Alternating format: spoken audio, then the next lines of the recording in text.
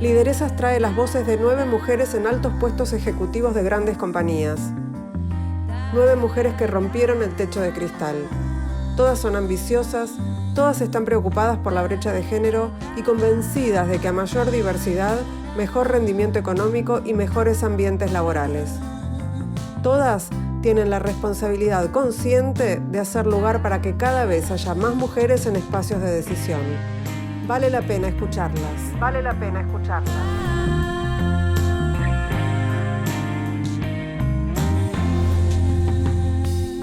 Gabriela Aguilar es la única mujer en la comisión directiva del Club del Petróleo, donde participa hace 22 años. Hola, soy Gabriela Aguilar, gerente general para Argentina y vicepresidente para Latinoamérica de Accelerate Energy. Licenciada en Comercio Internacional y Administración de Empresas, Gabriela preside la Comisión de Diversidad e Inclusión del Instituto Argentino del Petróleo y Gas.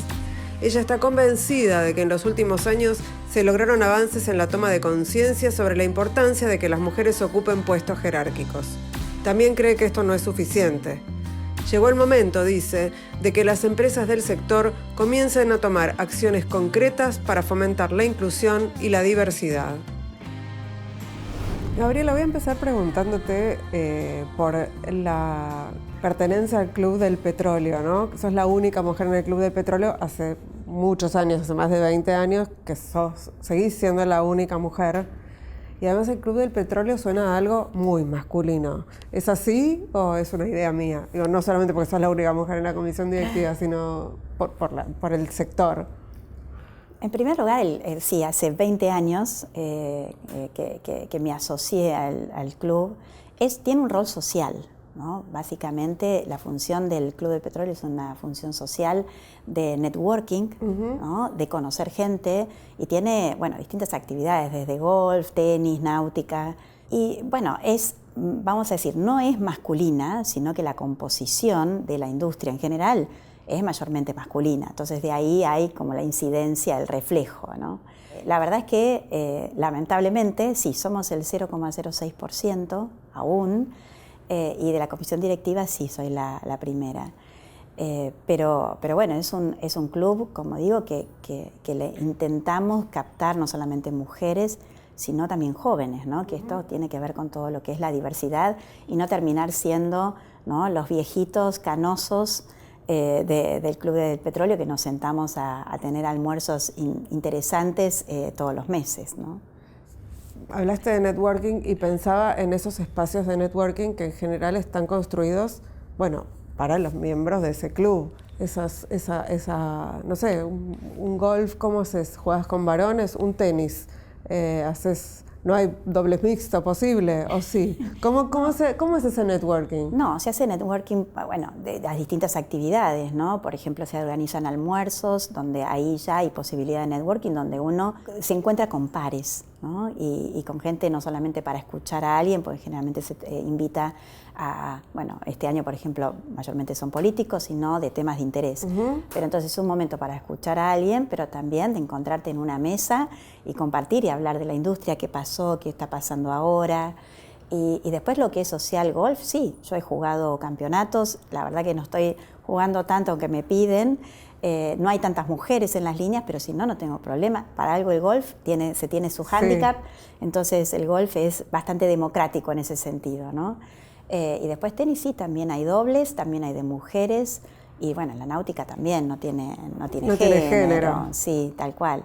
Bueno, hace muchos años que estás en esta industria, en este sector. ¿Cómo te ves vos cuando pensás, bueno, soy la única mujer en este club, soy la única mujer en esta mesa de negociación? ¿Sentís algún tipo de peso? ¿Estás acostumbrada? No, a ver, primero yo creo que de alguna manera depende de la personalidad de cada uno, sea a lo largo del tiempo o con la personalidad con que uno nace, tiene una mejor adaptabilidad al entorno, ¿no? Claramente somos una rara avis las mujeres en la industria del petróleo. Yo tengo más de 30 años, con posiciones incluso regionales, con lo cual no solamente es adaptar o formar parte, no solamente de una cuestión de género, sino también de diversidad, incluso de países y de lengua, ¿no? O sea, tengo años de trabajar en la región, donde también implica trabajar en Brasil y con gente a cargo en Brasil, ¿no? Entonces, yo creo que las mujeres que trabajamos en el sector energético claramente somos diferentes a las que trabajan, por ejemplo, para consumo masivo. Primero porque el día que una mujer ingresa ya se da cuenta que el entorno es diferente, ¿no? Porque el 90% o el 80% son hombres y en cada mesa, ya sea espacio o uno cuando va a almorzar o cuando se sienta en una mesa, la mayoría son hombres, con lo cual para nosotros es la cotidianidad, no es algo extraordinario. Entonces, interactuar con la diversidad, vamos a hablar así, no solamente con género, que es lo más marcado, pero con la diversidad nos entrena de otra manera. Yo personalmente nunca sentí que tuviese un techo o que me marcasen un techo de cristal específico. Cuando sentía que no podía crecer, lo veía, bueno, es este momento en particular, en esta empresa en particular, y bueno, y seguí buscando mi camino. Decís que no registrás techo de cristal para vos, ¿no? Pero sabemos que si hay tan pocas mujeres en la punta, es porque algún piso pegajoso o alguna escalera rota tiene que haber. ¿Dónde ubicás ese corte o dónde ubicás el problema? Bueno, justamente yo soy presidenta de la Comisión de Diversidad e Inclusión del IAPG, que también fue de alguna manera un hito, ¿no? Algo muy importante, que es visibilizar la cuestión de la diversidad e inclusión dentro del Instituto Argentino del Petróleo y del Gas, donde es la asociación que aglutina a todas las industrias y las empresas que conforman el sector energético. No solamente las empresas, sino también los subcontratistas, ¿no? Donde tenés grandes empresas y pymes. Y se hizo un relevamiento, ¿no? que después te lo voy a regalar, el primer relevamiento transversal de género, y dio que tenemos la participación de las mujeres en promedio 18%. ¿En total? En total, promedio. ¿En las distintas jerarquías? Promedio, Sí. Promedio es 18. Cuando vamos por supuesto hay sectores feminizados, se los denomina así técnicamente, que son más que nada recursos humanos, contabilidad y demás, pero cuando por supuesto que vamos a sectores más técnicos, operativos, ya ahí nos baja al 3, 4, 6%, depende del área, ¿no? Entonces, lo que se ha identificado que el progreso, el crecimiento, ¿no? de las mujeres en el sector está en línea con otras industrias. El problema es el pipeline, necesitamos tener más mujeres en el pipeline y en la base.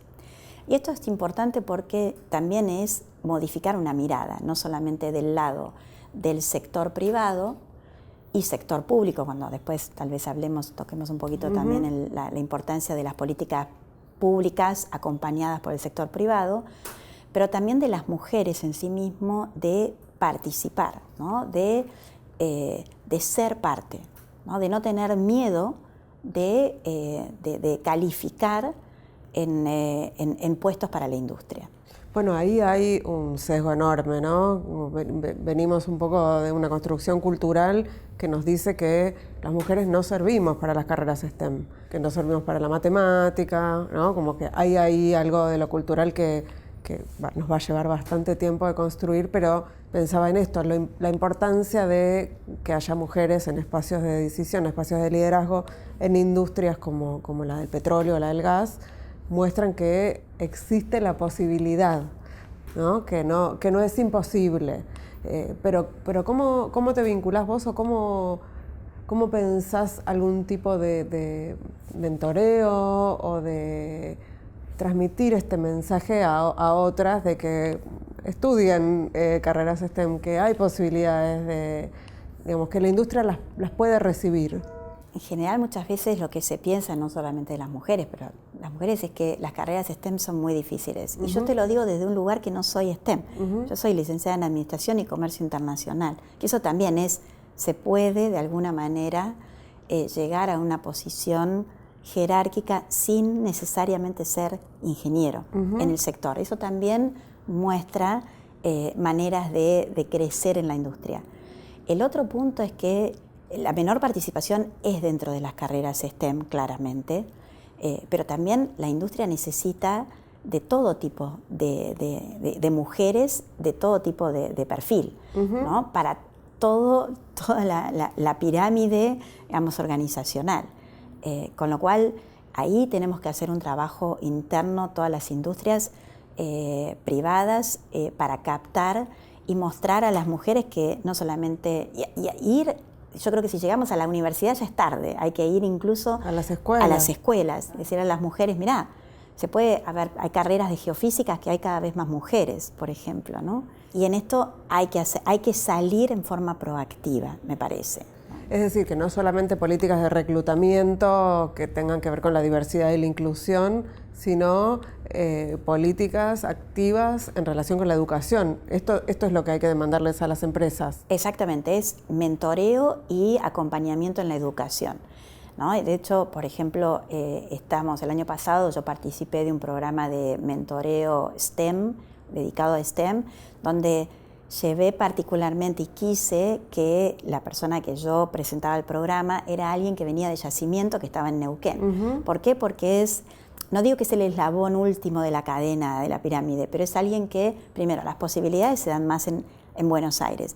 Y desde Yacimiento la visibilidad es menor. Entonces, de alguna manera quise llevarla a Evangelina, uh-huh, que es de otra empresa también, es de PECOM, pero quise llevarla a ella como una ingeniera joven que está en Yacimiento y que tiene una posibilidad de crecimiento enorme. Ayer me enteré que YPF, y realmente aplaudo, ha nombrado como vicepresidente del gas convencional a una mujer por primera vez. Entonces, es toda la cadena, desde la parte técnica hasta a una posición más de jerarquía y de decisión, que las mujeres vean que hay. Y hay un tema no menor, el sector energético es el sector de mayor empleo registrado en la Argentina, no solamente con las operadoras, sino los subcontratistas, con lo cual eso tiene que ser un llamado de atención, no solamente para las empresas, sino para el sector público. Para el Estado, claro. Correcto. Bueno, pensaba si ahora tenemos una secretaria de Energía mujer, ¿no? Estamos hablando de Flavia Rollón, que viene del gobierno de Salta, del sector de la minería, en realidad ahora está en energía. Pensaba si eso produjo algún cambio, si vos ves que hay algún tipo de cambio en relación en la relación con la industria. Yo creo que, partamos de la base que la capacidad no tiene género, ¿no? Cuando una persona es capaz para llevar adelante una posición, sea de liderazgo o una posición de trabajo, no tiene género. En este caso, Flavia es una persona que creo que afortunadamente es una mujer que es muy capaz y que tiene un estilo de liderazgo diferente, ¿no? Femenino, de diálogo, sin gritos, que muchas veces desde la política estamos acostumbrados muchas veces a ver otros estilos, ¿no? más agresivos de alguna manera, o más de confrontación. En este caso creo que Flavia está demostrando no solamente el diálogo y el entendimiento con el sector, más allá de que sea mujer, ¿no? Uh-huh. Sino que también es un estilo distinto de diálogo, más mesurado. Y eso es bueno, no solamente para mostrar al sector más masculino, ¿no? de que hay otro estilo de liderazgo, sino también de que las capacidades tienen que ser superadoras respecto del género. Dijiste, la capacidad no tiene género, coincido 100%, pero no parece algo en lo que todo el mundo esté de acuerdo, ¿no? Si no, no harían falta acciones afirmativas. O sea, por ejemplo, cupos, que es algo que sabemos que no es lo ideal, pero que a veces sin esas acciones afirmativas las mujeres no llegan nunca. Uh-huh. Es decir, que la capacidad para muchos tiene género. O nos cuestionan a nosotras, ¿no? Y la verdad es que, es lindo decirlo, y es así, pero bueno, hay una realidad porque también tenemos historias, generaciones y generaciones donde la toma de decisión estaba en base, ¿no? en poder de alguna manera de los hombres, ¿no? Yo creo que por eso es el trabajo que nosotros tenemos que hacer, o por lo menos y no digo las que llegamos, porque me parece que eso, no sé exactamente qué significa el llegar, uh-huh, pero tener la posibilidad de la visibilidad, creo que es importante para, dejar de que, lograr mayor accesibilidad, ¿no? que las mujeres, incluso las que están en el secundario, vean un liderazgo más cercano, ¿no? Y que las mujeres también pueden estar en un puesto de relevancia o simplemente formar parte de los equipos, ¿no? Que también se necesitan. Y los cupos, coincido que no son lo mejor, pero la verdad es que hay que promover prácticas de inclusión femenina. Sí. Recién, en relación con lo que decías y de lo que hablábamos de las capacidades y demás, pensaba en los prejuicios, ¿no? Porque de eso se trata, de romper prejuicios, mostrar el liderazgo femenino, visibilizar el liderazgo femenino tiene que ver con romper con los prejuicios. Prejuicios sociales y prejuicios también por parte de quienes creen que las mujeres que llegan a espacios de liderazgo, a lugares de decisión en el sector privado, por ejemplo, no derraman, ¿no? Como que, bueno, se acomodan ellas y no sienten responsabilidad de abrir puertas a las demás. Vos, por lo que escucho y leí, tenés una responsabilidad sobre abrir puertas, digamos, es de lo que venimos hablando. ¿En qué momento registraste que eso era importante?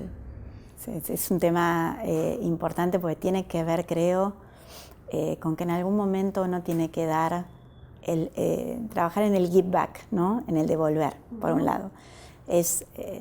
Muchas veces pienso y lo converso, el tema de cada uno tiene distintos dones, ¿no? Capacidades. Es a dónde, ¿no? Estos dones y estas capacidades se van a llevar, ¿no? Esto, bueno, tiene que ver también un poco con la religiosidad, es decir, bueno, a dónde Dios quiere llevar estos dones, a dónde mejor los puedo derramar, ¿no? Y también tengo que decir algo personal, ¿no? Estando tan enfocada en la carrera y tan enfocada en la industria, donde para mí era una naturalidad el tema de la interacción con el género masculino. Por supuesto, tengo muchísimas amigas de que era chica, pero con un trabajo interno importante de esto de la concientización a mí me faltaba la conexión con el lado femenino, ¿no? Digamos, con mis pares femeninas, mujeres. Estabas como más aislada. Exacto, sí, sí. Y no significa con el derramar, porque el trabajo respecto de la inclusión de la mujer en la industria yo vengo trabajando hace mucho tiempo. Ahora, esto de también trabajar en conjunto con otras mujeres de otras industrias, la verdad que no fue hace mucho. Empecé a trabajar, a ser parte de WCD, por supuesto que se dio naturalmente también lo del IAPG y también de otras organizaciones donde me encuentro con mujeres donde estamos haciendo todas, cada una desde su lugar y en distintas industrias en pos de un objetivo, ¿no? Entonces, por un lado es esta conciencia de, bueno, hay que devolver y allanar el camino a otras mujeres y allanarlo no solamente en el día a día, sino que ellas vean y sepan que este camino se está abriendo y que se animen, ¿no? Porque hoy incluso la modalidad de trabajo está cambiando y hay mayor flexibilidad y las empresas están dispuestas a dar determinadas condiciones para que las mujeres, con una cuestión hasta familiar, formen parte de la organización. Necesitamos, si queremos desarrollar Vaca Muerta, que se supone que es, en términos económicos, el segundo campo, ¿no? Y que nos puede llevar adelante y realmente un desarrollo importante de la Argentina, necesitamos contar y con las mujeres. No podemos crecer con la proporción de mujeres que tenemos hoy en el sector energético. ¿Cómo ves esta cuestión de la ambición, Gabriela? Porque viene surgiendo en general con todas las lideresas a las que entrevisto esta idea de que cómo romper con el prejuicio, ¿no? De que la ambición asociada a los varones es una virtud y la ambición asociada a las mujeres es un defecto, ¿no? Es como, bueno, si sos ambiciosa sos mala, vas a pisar cabeza, por supuesto dejaste a tu familia, ¿no? Como que está mal, más parece una bruja que otra cosa. Bueno, quizás para desmistificar a la bruja, yo hace 25 años que estoy casada, también con un ingeniero que de alguna manera me lo trajo la industria, no trabaja en la industria, pero fue gracias a la industria.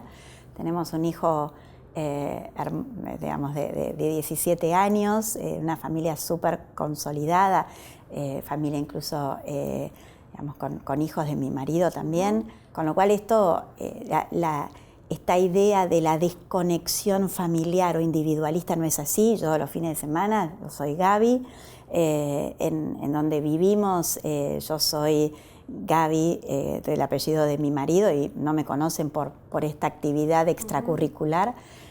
Amaso, cocino, amaso pizza todos los fines de semana, recibo amigos, familia, dejo de lado esa cuestión, digamos, de ejecutiva, llamémosla así.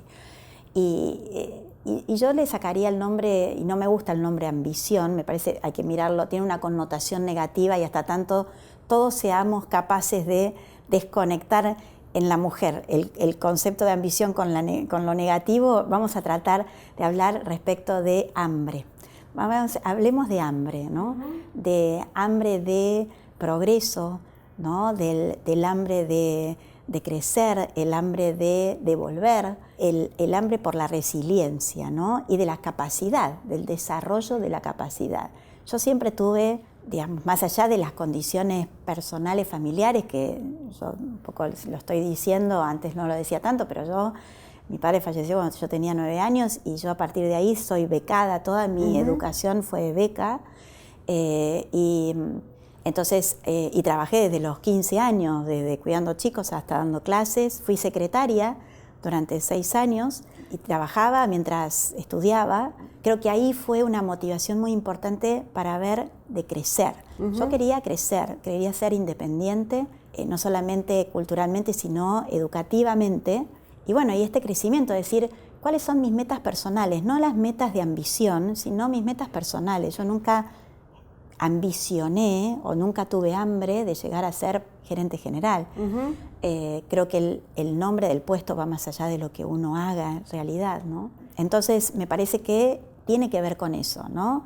Es cuál es la motivación que uno tiene para crecer. Y después la vida, las condiciones, la resiliencia y un montón de cuestiones hacen para que uno, y las ganas, ¿no? Porque a mí me gusta lo que hago, tengo pasión por lo que hago, me divierto, pero también reconozco a las personas que bueno, teniendo un puesto administrativo, también están felices con ello, ¿no? Y aplaudo también, ¿no? Recién hablabas de hambre de autonomía, ¿no? Dijiste, sí, usaste la palabra autonomía, y yo pensaba en la importancia de la autonomía económica y de lo poco que hablamos las mujeres también de dinero, ¿no? De plata. Leía una frase tuya sobre a igual trabajo, igual remuneración es la regla, decías vos en una entrevista, y por supuesto estamos todas de acuerdo, no, todos no, estamos todas de acuerdo en eso, pero no es la regla. Entonces pensaba, tenemos que hablar más de dinero, porque tenemos que entrenarnos en la conversación, en las finanzas, para sentarnos a negociar también la remuneración, ¿no? Estoy totalmente de acuerdo. Lo dije que debería, o sea, vamos a ponerle un verbo distinto, debería ser la regla, pero ni en Argentina ni en el mundo es así. Y creo que acá hay las dos caras de la misma moneda, ¿no? Por un lado hay una situación que está dada, y por el otro lado tenemos que revertir esto que decís vos, ¿no? De las mujeres animarse a hablar de la independencia, de las finanzas y de la negociación personal. Y esto realmente nos cuesta muchísimo. A mí también me cuesta, nos cuesta hablar de uno y del rol y de la contribución que damos, ¿no? Entonces, me parece que eso es importante. Y acá hay un dato también que sale en las estadísticas, donde cuando hablo con las chicas de secundaria, es cuando a veces piensa, ahora menos que a unas generaciones anteriores, me decía, bueno, me caso y la dependencia, o dejo de trabajar, total, está mi marido y cuido a los chicos. Hay algunos relevamientos donde hay caída de pobreza o caída en la independencia económica en aquellas mujeres de los 30 o los 40, incluso en los 50 años, que, bueno, llegado un momento de su vida, llegan a una separación, un divorcio, y se encuentran que es muy difícil volver, ¿no?, a la carrera. Entonces, tenemos que anticiparnos y ser realistas frente a esa situación, ¿no? Entonces, decir, bueno, uno puede seguir teniendo una actividad económica, teniendo independencia, y si uno quiere seguir estando en la casa, sí, pero sin dejar de lado, sí, esa cuestión de la independencia, porque uno nunca sabe las cuestiones de la vida que puede ser a futuro. Sí, bueno, en general es esto, cuando hablamos de dinero estamos hablando de independencia económica, y para independencia económica es libertad, es un poco cubrirse, ¿no?, frente a situaciones que pueden no ser las deseadas. No, y incluso la libertad individual de toma de decisiones en el día a día, ¿no? Gabriela, tengo una frase que elegí para leerte y que me gustaría saber si te genera alguna reflexión o si te resuena. Existen pocas armas en el mundo tan poderosas como una niña con un libro en la mano. Es una frase de Malala Yousafzai. Bueno, esa niña soy yo, ¿no? Y bueno, yo siempre fui voraz leyendo de chica. Tal vez era una manera también de ese descubrimiento, de esa idea de a dónde me va a llevar, qué mundos hay, ¿no? Todo lo que había en casa y todo lo que podía encontrar en algún lado yo lo leía. No sé, en ese momento ya era chica, iba a la biblioteca Dicana, donde sacaba libros, por ejemplo, me encantaban los movimientos revolucionarios desde Leta, Elira, pasando por Sherlock Holmes, ¿no? y Agatha Christie o Nietzsche, ¿no? O sea, desde, 9, 10 años mi plan era despertarme los sábados, los fines de semana y quedarme hasta las 11 de la mañana leyendo, y esa práctica sigue hoy. O sea, hoy a veces durante el año tengo menos tiempo, pero en las vacaciones yo me llevo 3 libros, y en 2 semanas, ¿no?, me puedo quedar hasta las 3, 4 de la mañana leyendo, me encanta. Y leo de todo, es lo mismo que con la música, hay que ser diverso, ¿no? Desde ópera hasta folclore o toda música electrónica, pasando en libros, lo mismo. Me encantó esto que dijiste al principio y relacionado con la frase de Malala de los libros son los mundos posibles, ¿no? Exacto. Y creo que, y va más allá, creo que, habla de un arma, no me gusta pero como visionar, ponerle la visión de la... ¿no? Exacto, como instrumento para el desarrollo personal, ¿no? Y creo que ahí te abre mundos que uno nunca se hubiese imaginado, de conocer el mundo geográficamente, playas, paraísos posibles que uno después los puede llegar a mirar, o fantasías que en algún momento puedan ser posibles también, ¿no? Alicia en el País de Maravillas, ¿no? Qué libro que aún hoy nos encontramos muchas veces encontrando cosas en nuestra vida misma, diaria. Muchísimas gracias. No, a vos, Ingrid. Gracias por hacer este programa. Tiene un valor incalculable.